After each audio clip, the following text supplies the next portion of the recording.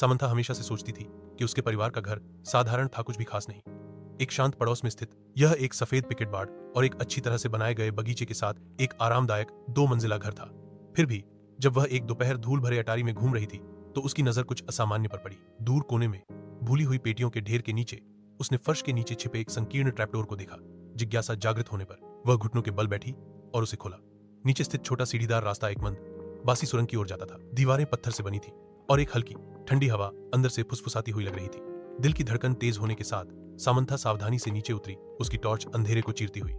सुरंग उसकी उम्मीद से कहीं अधिक लंबी फैली हुई थी, जो पृथ्वी के नीचे मुड़ती और घूमती थी। उसे यह महसूस हो रहा था कि वह अतिक्रमण कर रही है, कि कुछ उसका इंतजार कर रहा है। अनगिनत समय के बाद सुरंग आखिरकार एक छिपे हुए कमरे में खुल गई। दीवारें पुरानी किताबों की अलमारियों से भरी हुई थीं, जिनमें अजीब चमड़े से बंधी हुई पुस्तकें थीं। कमरे के बीच में एक पुरानी मेज धूल भरी कागजातों और पत्रिकाओं से घिरी हुई थी।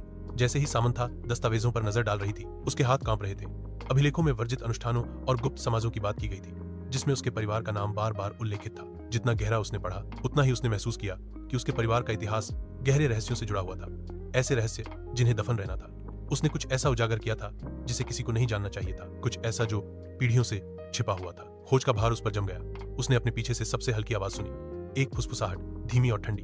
वह अकेली नहीं थी।